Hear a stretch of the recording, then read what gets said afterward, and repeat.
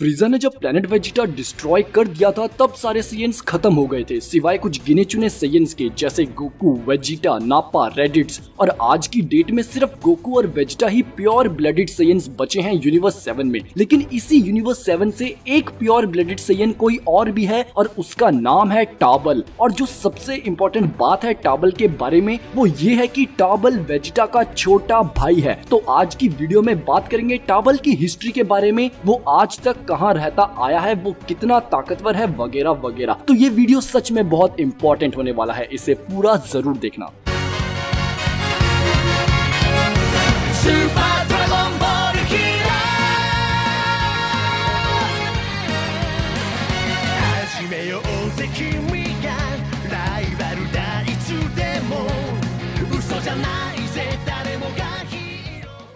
तो बात है तब की जब प्लेनेट वेजिटा डिस्ट्रॉय नहीं हुआ था। किंग वेजिटा के दो बेटे थे, एक था हमारा सैयन प्रिंस वेजिटा और एक वेजिटा का छोटा भाई टाबल। टाबल में सैयन्स की तरह लड़ने की क्षमता नहीं थी। जो गुस्सा, एग्रेशन, लड़ने की चाहत एक नॉर्मल सैयन में होती है वो टाबल में नहीं थी। ओवरऑल वो एक शांत स्वभाव का सैयन था और ये बात किंग वेजिटा को बिल्कुल पसंद नहीं आई। सैयन्स के लिए सबसे इम्पोर्टेंट होती है उनकी प्राइड। तो किंग वेजिटा को ये बात उनके ईमान के खिलाफ लगी कि उनका अपना बेटा ही एक सैयन के नाम पे कलंक है। और इसी डर से और टार्बल को ट्रेन करने के लिए किंग वेजिटा ने उसे किसी दूसरे प्लेनेट पर भेज दिया। टार्बल उस नए प्लेनेट पर एक एलियन जैसी लड़की से मिला और उसका बहुत अच्छा दोस्त बन गया। और फ्यूचर ने टार्बल ने इसी अच्छी दोस्त को अपनी वाइफ बनाया जिसका नाम था ग्योर। तो ये बात तो तब की है जब प्लेनेट वेजिटा डिस्ट्रॉय नहीं हुआ था और इस वक्त वेजिटा भी एक छोटा सा बच्चा ही था। तो जरा सोचिए टार्बल कितना छोटा रहा होगा जब उसे दूसरे प्लेनेट भेज दिया गया। लेकिन टार्बल के जाने के कुछ समय बाद फ्रीजा ने प्लेनेट वेजिटा को डिस्ट्रॉय कर दिया और वेजिटा को ये झूठ बताया गया कि उसका प्लेनेट एक मीटियोर से टकरा के खत्म हो गया। वेजिटा और टार्बल का बचपन एक आम परिवार जैसा नहीं बीता, लेकिन 2008 की एक एनिमेटेड फीचर्ड मूवी में टार्बल को पहली बार दिखाया गया। इस मूवी का नाम था Dragon Ball yo Son Goku and his friends return. इस मूवी में टार्बल प्लेनेट अर्थ पर अपने बड़े भाई वेजिटा से मदद मांगने आता है क्योंकि उसके प्लेनेट पर दो जुड़वा भाई आबो और कार्डो ने बुरी तरह कहर मचा दिया था। और ये आबो और कार्डो एक जमाने में फ्रीजा के ही सिपाही हुआ करते थे, लेकिन इतने टाइम बाद ये दोनों सिपाही फ्रीजा के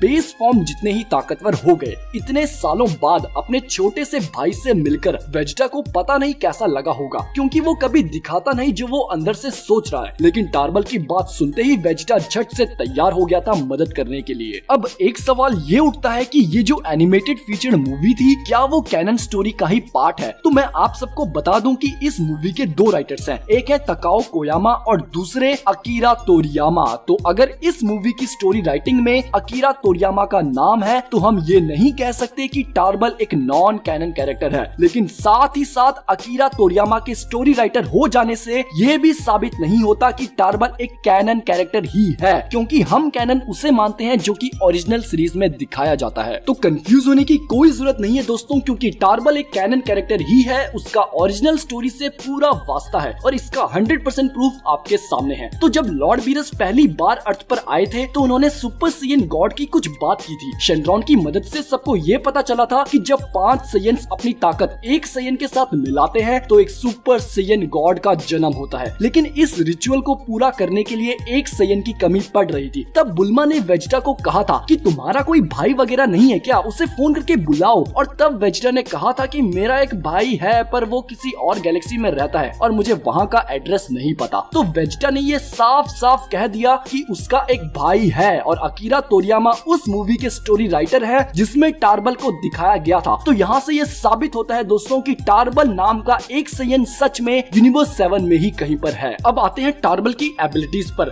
तो देखो जब टार्बल अर्थ पर आया था तो एंड्रॉइड 18 ने कहा था कि मुझे एक स्ट्रॉन्ग की महसूस हो रही है, तो इसका मतलब है टार्बल अब तगड़ा सैयन बन गया था। बाद में टार्बल ने वेजिटा को बताया कि आबो और कार्डो नाम के ये तो जो भाई हैं अब फ्रीजा जितने ही ताकतवर हो गए हैं और मैं उन्हें कुछ हद तक रोक पा रहा था। अब एक नॉर्मल सैयन फ्रीजा को अकेले रोक पाए तो शिद्दत के साथ कहूंगा दोस्तों कि उस सैयन में सच में दम है। टार्बल अब किंग वेजिटा और बारडॉक से भी ज्यादा ताकतवर है, क्योंकि ये दोनों ही फ्रीजा के बेस फॉर्म के सामने बहुत कमजोर थे। लेकिन टार्बल में अब इतनी ताकत है कि वो फ्रीजा के बेस फॉर्म को कुछ हद तक रोक सकता है। तो किंग वेजिटा को आज अपने बेटे पर बहुत नाज होता होगा। उनका छोटा बेटा टार्बल अब वो कमजोर से ये नहीं रहा। और टार्बल के बारे में जो सबसे इम्पोर्टेंट बात है वो ये है कि टार्बल यूनिवर्स 7 का इकलौता सैयन है जिसके पास अभी भी उसकी टेल है। यानी टार्बल के पास एक बहुत ताकतवर ट्रांसफॉर्मेशन अभी भी बचा है जिसका नाम है द ग्रेट एप। और अब जो कि हमें पता है कि टार्बल एक कैनन कैरेक्टर है तो चांसेस हैं कि हम इस नन्हे सैयन को ड्रैगन बॉल की न्यू सीरीज में देख सकते हैं। एंड ऑफ कोर्स देखेंगे यार, क्योंकि अगर टार्बल को दिखाना नहीं होता तो उसके बारे में हमें हिंट भी नहीं दिया जाता। तो इंतजार कीजिए दोस्तों, जल्द ही न्यू सीरीज में आपको टार्बल और may be the great app देखने को मिले। तो ये थी दोस्तों टार्बल की हिस्ट्री, उसका ओरिजिन और उसकी एबिलिटीज। आप सब नीचे कमेंट्स में बताइए कि आपको टार्बल की हिस्ट्री के बारे में जान के कैसा लगा और क्या वो न्यू सीरीज में फिर से लौटेगा। और आप टार्बल को एक कमजोर सैयन मत समझना, क्योंकि नॉर्मल बेस फॉर्म में रहकर भी उसमें इतनी ताकत है कि वो फ्रीजा को रोक सके। थोड़ी और मेहनत से वो और स्ट्रॉन्ग हो जाएगा और मे बी एक दिन अपनी मेहनत और अपनी प्राइड के साथ सुपर सैयन बन के दिखाएगा। आज के लिए बस इतना ही। वीडियो अच्छा लगा हो तो लाइक करो और चैनल को सब्सक्राइब जरूर करना। मिलेंगे नेक्स्ट वीडियो में, तब तक के लिए खुदा हाफिज, सादर प्रणाम।